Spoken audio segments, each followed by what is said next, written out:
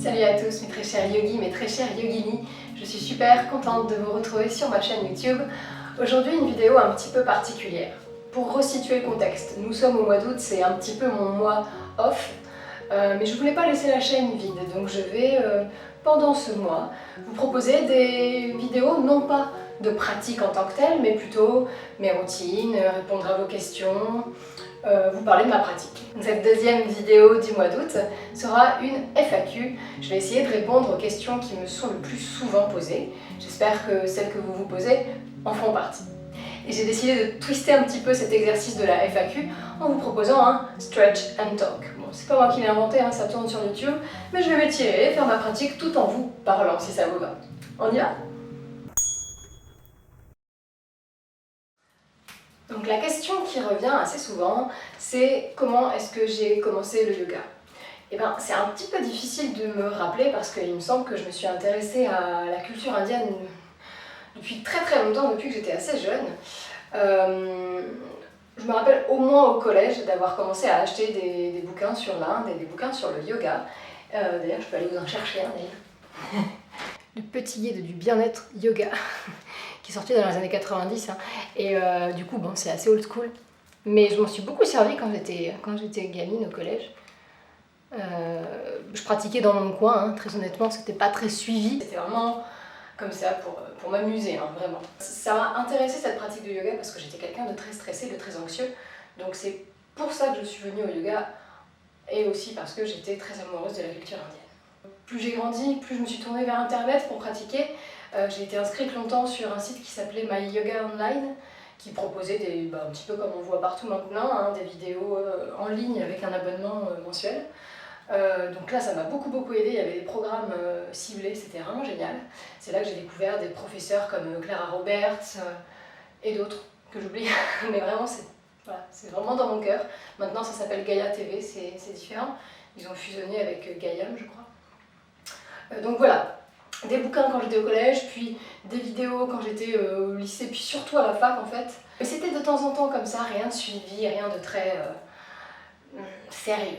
Et puis est venue Adrienne, forcément, sur sa chaîne Yoga with Adrienne, qui elle m'a vraiment fait pratiquer tous les jours grâce à ses programmes de 30 jours. Donc je la remercie encore mille milliards de fois. Et j'aurai l'occasion de le faire en septembre, donc je suis ravie, je vais pouvoir la rencontrer et lui dire, comme plein d'autres, à quel point elle a changé ma vie. Et donc le fait de pratiquer quotidiennement comme ça m'a vraiment mis à fond dedans et j'ai vu que les progrès étaient incroyables. Pas seulement physiquement, mais surtout mentalement, au niveau du calme, du fait de gérer mon anxiété. Et le fait de pratiquer quotidiennement comme ça m'a vraiment mis dedans et je me suis dit que c'était quelque chose que je voulais faire toute ma vie. Quand j'ai commencé ma formation de professeur de yoga en 2015, j'étais franchement, je savais pas ce que je voulais faire de ma vie. Je me suis dit qu'il me fallait quelque chose qui corresponde à mes passions, quelque chose que je pouvais faire un petit peu n'importe où, quelque chose qui fasse du bien aux gens. Ça c'était très important, je voulais pas avoir un travail qui pour moi n'avait pas de sens. Donc je me suis lancée dans une formation de professeur de yoga en 2015. Ça me trottait dans la tête depuis déjà au moins 3 ans, mais bon, j'avais pas vraiment les moyens de me lancer, donc j'ai dû attendre patiemment. Et quand j'ai commencé, c'est parti assez vite en fait, puisque en sachant que je prenais des cours pour devenir professeur, j'ai eu des amis qui ont voulu devenir mes cobayes. Fin 2015, ça a commencé par une élève, Noémie, et puis plusieurs, puis 2, puis 3, puis 4, puis 5, puis 6. Et au bout d'un moment, ma chambre ne pouvait vraiment pas accueillir tout le monde, donc il a fallu que je cherche un endroit où enseigner. Et ça s'est précipité, j'ai commencé tout de suite à donner des cours dans le lieu où je travaillais à l'époque, puis j'ai cherché un lieu et en mai 2016, j'ai commencé à enseigner des cours collectifs. Incroyable, incroyable. Comme quoi on dit que le travail est important, bien sûr, mais il y a quand même une grosse part de chance. Et il faut vraiment que l'univers vous ouvre les portes. Hein. Moi, je pensais vraiment pas que ça irait si vite. Je pensais terminer ma formation tranquillement et ensuite donner des cours. Et finalement, j'ai eu le feu vert de mon professeur pour donner des cours pendant la formation. Donc ça m'a permis de vraiment faire décoller le truc. Et voilà, je vous souhaite vraiment de trouver votre voie et que l'univers vous ouvre aussi fort, aussi grand les portes. qu'il l'a fait pour moi. Une autre question qui revient assez souvent, c'est à propos des tapis de yoga. On me demande beaucoup de conseils, donc je vais simplement vous dire ce que moi je possède comme tapis de yoga et vous ferez votre propre opinion ensuite. Celui sur lequel je suis maintenant, je pense que vous le reconnaissez, c'est mon tapis Baya, c'est le tapis Faro qui est en gamme pro. Il est vraiment génial, il est résistant, il est large, il est confortable, il est antidérapant. Au départ, j'ai même cru que les chats n'étaient pas intéressés par lui et qu'ils ne faisaient pas leur vie dessus. Malheureusement, je me suis fourvoyée. Vous voyez peut-être pas à l'image, mais j'ai mon petit chat blanc qui a quand même fait ses griffes dessus, donc excusez-moi pour cette fausse information. Malgré tout, ça ne nous empêche pas de l'acheter ou d'en acheter un autre de la marque Baya. En plus, ce sont deux entrepreneuses françaises qui essayent de faire des tapis en matière naturelle. Donc vraiment, moi j'ai envie de les soutenir parce que j'ai envie de soutenir les femmes qui entreprennent des choses et surtout dans le yoga. Donc Banco, Baya, si ça vous dit, elles ont plein de gammes différentes, plein de coloris différents. Il est beau, hein. Il est très très beau et ça fait vraiment plaisir de pratiquer sur un tel tapis puisque il trône dans votre lieu de pratique et forcément il vous attire. Donc voilà, mon tapis Baya, c'est celui que j'utilise le plus chez moi. Ensuite, celui que j'utilise dans mes cours collectifs ou particuliers, c'est un tapis de yoga de voyage parce que le Baya il est très joli mais il est honnêtement un petit peu lourd à trimballer partout et vu que je me déplace tous les jours, ça fait un peu lourd. Par contre, du coup, pour me balader, j'ai un tapis jade. Il est noir, donc assez salissant, mais par contre, il est très léger, il est très antidérapant, et finalement, le fait qu'il soit assez fin, c'est pas si gênant que ça. Hein, ça peut rebuter certaines personnes quand j'ai des élèves qui le voient et qui me disent mais t'es pas bien là-dessus. En fait, si, on s'habitue très vite, parce qu'il faut savoir qu'à la base, pour pratiquer le yoga, on a besoin de rien. Hein. On n'a même pas besoin de leggings de foufou, on n'a pas besoin d'un tapis de foufou, on a besoin juste de son corps et d'espace. Hein. Donc voilà, mon tapis de voyage Jade me convient très très bien quand j'enseigne, c'est parfait. Et de la marque Jade, j'en ai aussi un autre que j'avais acheté à la base avant d'avoir le Baya pour ma salle de yoga chez moi. Il est ici, je peux vous le montrer. Mais j'en suis pas si satisfaite que ça. Déjà, je le trouve assez lourd. Alors, il est très joli, hein, il est violet, super. Par contre, il est très très salissant. Je sais pas si vous voyez, mais dès qu'on met les pieds dessus, on y met de la poussière et ça se voit tout de suite. Alors, je le trouve même pas si antidérapant que ça. Et son gros défaut, pour ma part, enfin, je trouve, c'est que dès qu'on est un petit peu dénudé et qu'on fait des pratiques au sol, et dès qu'on glisse sur le tapis, en fait ça râpe, quoi. C'est pas très agréable. Autant sur le Baya, c'est super doux, autant sur lui, vous voyez, et des fois je m'irrite les pieds sans rire, je m'irrite les pieds dessus. Donc je le trouve sympa, je le trouve très antidérapant, en plus il est écolo et je crois que pour tout tapis acheté, il replante un arbre, donc ça c'est vraiment cool. Mais je le conseillerais plutôt pour une pratique debout uniquement ou un yoga doux. Voilà. Et dernier petit tapis dont je voulais vous parler, je ne l'ai pas sous les yeux là, mais c'est une marque française aussi, c'est le EQ Love. Je crois qu'ils en ont qu'un sur leur site si vous allez voir, EQ Love. Et lui, je l'aime beaucoup aussi parce qu'il est très léger. Il est très agréable sous les mains, en chien tête en bas, il est assez moelleux. Et je le trouve très antidérapant aussi. Il est super joli, en haut à gauche ils ont mis les symboles des 7 chakras principaux avec les couleurs. Il est gris foncé dessus, orange dessous et il est très très antidérapant. Alors il glisse pas sur le sol, ça il n'y a pas de problème. Son seul défaut, quand on l'utilise vraiment beaucoup, il s'use assez vite. Je crois que j'ai usé le mien en même pas un an. Donc voilà, ce sont les 4 tapis que je possède. Et en ce qui concerne les tapis que j'utilise dans mes cours collectifs, ce sont des tapis de la marque Chin Mudra. Parce que Chin Mudra, ils font des tarifs pro, ils font des lots pour les assos, donc souvent les profs achètent là-bas. J'en suis assez contente aussi. Là, il faut que je les change parce que ça fait 2 ans qu'ils sont utilisés assez intensément. Mais très honnêtement, ils ont plus de gamme maintenant que quand je les ai achetés moi. Donc je pense que ça vaut vraiment le coup de Chin Mudra. C'est peut-être pas aussi hype que d'autres marques. mais c'est de la qualité, c'est assez écolo. Ils sont livrés très très vite et j'ai jamais eu de problème.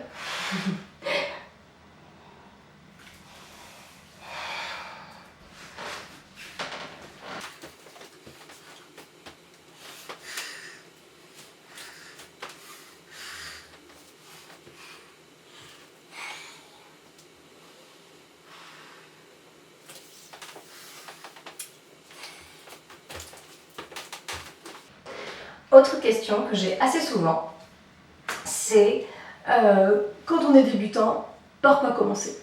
Alors c'est très juste, on ne sait pas trop des fois par quoi commencer. Donc moi ce que je conseille, c'est de fouiller YouTube au début, chercher des vidéos pour les débutants. Sur ma chaîne, j'en ai 2 spéciales débutants, mais vous pouvez aussi trouver des pratiques assez douces que je vais mettre dans une playlist qui vont être abordables à tous les niveaux.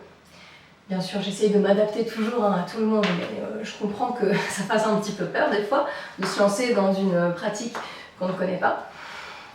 Mais n'hésitez pas à taper yoga débutant sur YouTube.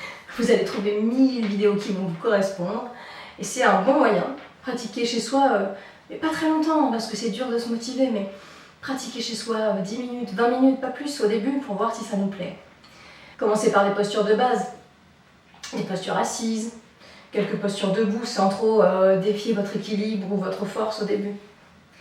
Et en ce qui concerne les cours dans votre ville, dans votre région, vous avez en général le droit de faire le tour un petit peu des professeurs, prendre un cours d'essai par-ci par-là, et vous décidez tranquillement, personne ne vous en tiendra rigueur.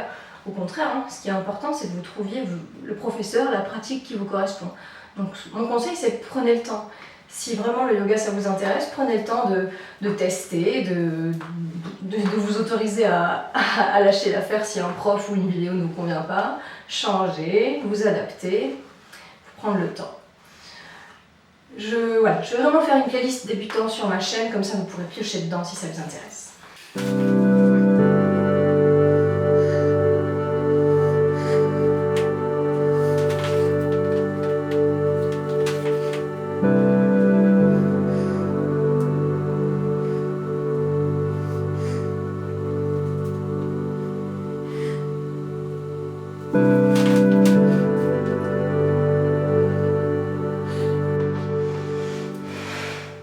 Autre question.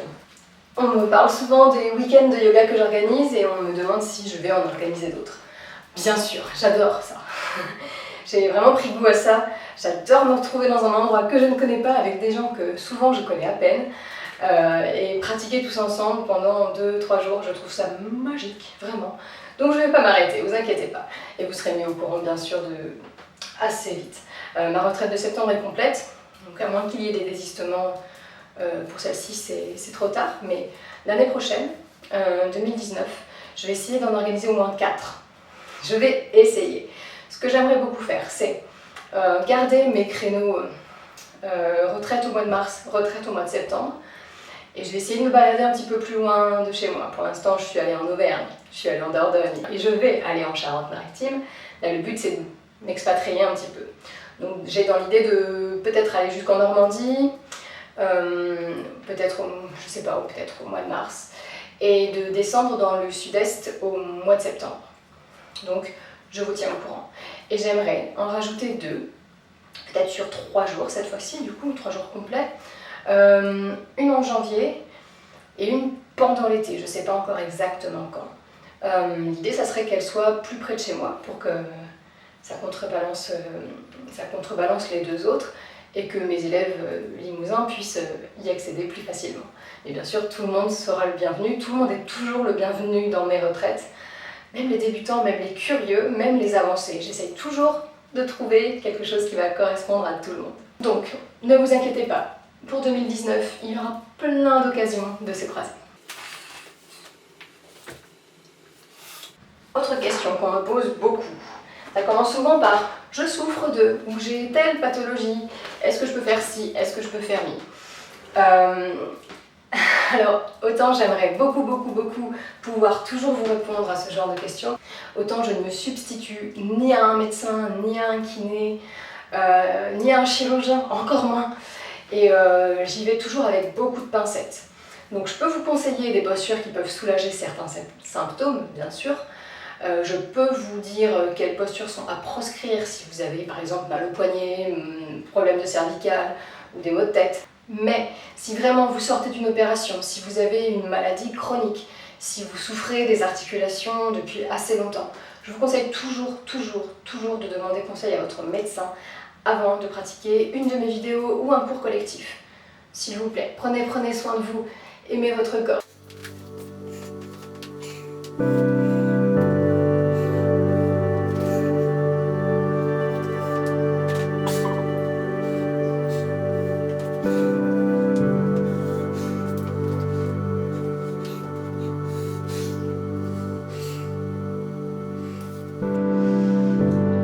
Autre question. Alors, on me demande souvent au bout de combien de temps les effets de la pratique du yoga se font sentir.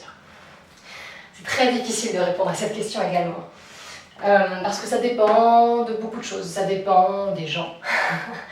Tout le monde ne progresse pas sur la même courbe.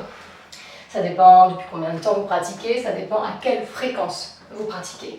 Et ça dépend également de ce que vous projetez dans votre pratique, de quelles envies vous avez et quel but vous vous mettez. Parce que parfois nos buts sont aussi nos limites, nous angoissent, nous ferment à voir les petits progrès. On s'attend tellement à faire d'énormes progrès qu'on ne remarque pas les petites marges de progression qu'on possède. Donc, ce que je peux vous dire pour répondre à cette question, c'est simplement pratiquez aussi souvent que vous pouvez. Pratiquez aussi souvent que vous pouvez. Variez les exercices. Ne faites pas que ceux qui vous plaisent. Faites aussi ceux qui vous embêtent un petit peu, ceux qui vous donnent l'impression de stagner. Pratiquez-les, pratiquez. Et vous verrez quand les effets se feront sentir. Vous le saurez vous-même. J'ai même pas besoin de vous le dire en fait. Vous le verrez. Il faut simplement être patient, persistant et régulier dans la pratique. Et vous verrez que les progrès viendront d'eux-mêmes.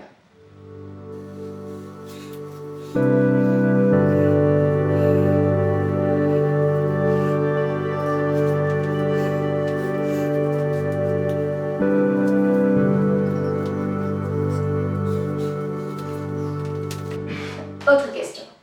On me demande souvent pourquoi dans mes vidéos j'expire par la bouche. J'expire souvent par la bouche, principalement parce que je suis en train de parler pendant que je fais les postures et du coup, vous voyez, ça fait du bien d'expirer par la bouche pour lâcher un petit peu le côté concentration sur les mots qui sortent de ma bouche. Je ne sais pas si vous voyez ce que je veux dire. On a souvent dans l'idée qu'en yoga on inspire, on expire par le nez et c'est vrai, pour certaines respirations on utilise uniquement le nez. Surtout pour inspirer, c'est souvent le nez qui entre en jeu parce que ça filtre l'air, ça filtre toutes les petites impuretés qui pourraient s'incruster dans le corps avec le souffle. Cependant, beaucoup de respirations nécessitent d'expirer par la bouche. Par exemple, la respiration du lion, vous la connaissez.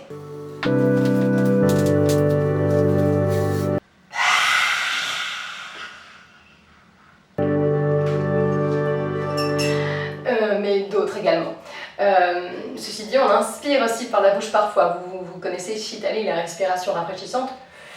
On vient inspirer par la bouche pour se rafraîchir. Donc en fait, il y a des règles, mais ça varie selon les techniques, tout simplement.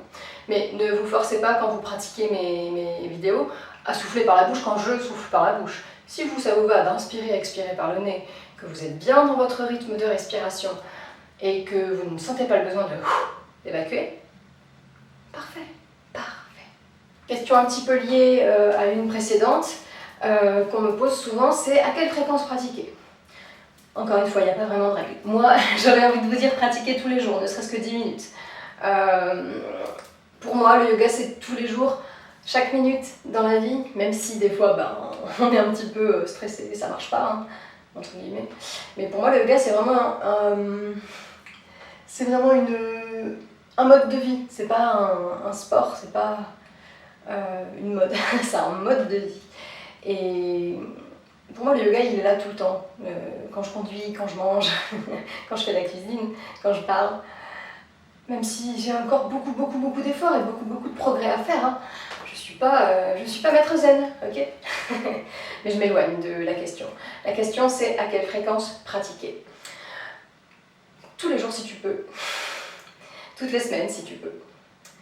Et sinon, quand tu en as le temps, quand tu en as l'envie. Faut pas que ce soit quelque chose de forcé. Faut pas que tu dises ah oui c'est vrai, il faut que j'aille sur mon tapis de yoga, il faut que j'aille méditer. Si ça devient une souffrance, tu vas pas du tout apprécier. Moi je conseille de pratiquer un tout petit peu tous les jours, genre le matin tu te réveilles, même si t'as pas beaucoup de temps, hop, tu t'étires, même dans ton lit. J'ai une vidéo de pratique dans le lit le matin au réveil, et c'est simplement des petits mouvements tout doux pour mettre le corps en mouvement et mieux apprécier sa journée. Donc voilà, même 10 minutes chaque jour c'est génial. Et puis peut-être un peu plus le week-end si tu peux te le permettre, 20 minutes, une demi-heure, une heure, en complément des cours que tu prends peut-être dans ta ville ou dans ta région.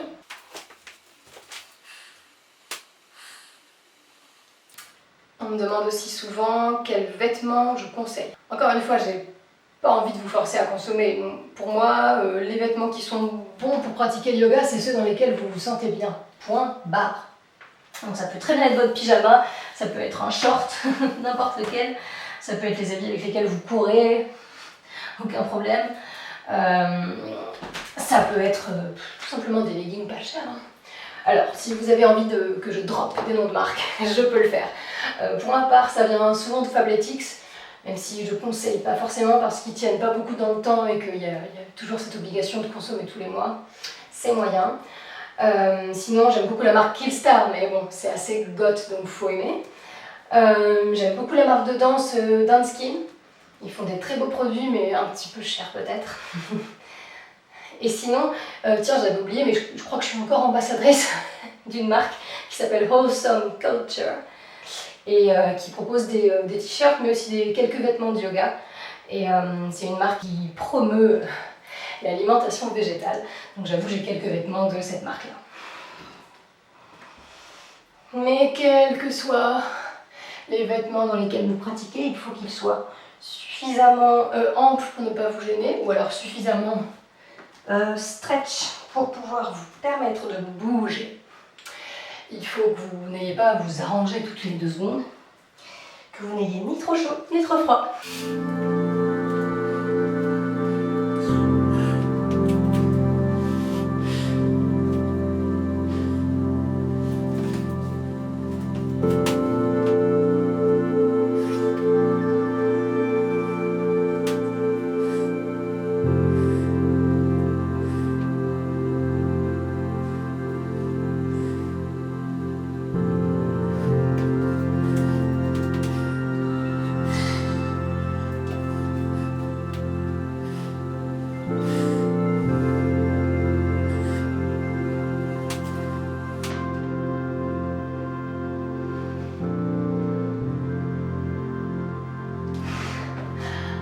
Et dernière question, celle que j'ai le plus souvent je crois. Faut-il être souple pour faire du yoga? Non. Non. On devient souple en faisant du yoga. Venez comme vous êtes, vraiment. Venez grognon, venez en colère, venez stressé, venez joyeux, venez hilar, venez pas souple, venez en tant que danseur. Mais simplement venez au yoga, vraiment. On s'assouplit en pratiquant. Bien sûr qu'on peut être déjà souple. Pourquoi pas, ça sera peut-être plus facile pour certaines postures. Ça ne vous aidera pas dans toutes les postures. Mais je vous rassure, il y a une variante pour tous les types de corps, pour toutes les souplesses, pour toutes les tailles, pour toutes les envies, pour toutes les circonstances. Et si votre professeur est à l'écoute, il saura vous proposer une variation qui vous convient. C'est aussi pour ça qu'il est important de bien choisir son professeur. J'espère que j'ai répondu à la plupart des questions que vous vous posez. S'il y en a d'autres, n'hésitez pas à me les mettre dans les commentaires juste en dessous. Comme ça, je les noterai au fur et à mesure et celles qui reviennent le plus souvent, j'en ferai une deuxième FAQ. Ok? J'espère que ce petit format d'FAQ vous a plu. Me voir transpirer sur le tapis en même temps que je vous parle C'était peut-être bizarre, mais moi j'ai bien aimé. C'était comme si vous étiez avec moi dans ma salle de yoga et c'était très agréable. Je vous dis à très très vite, mes très chers yogis, mes très chers yoginis, pour une nouvelle vidéo un petit peu différente de d'habitude, la semaine prochaine. À très vite, namasté.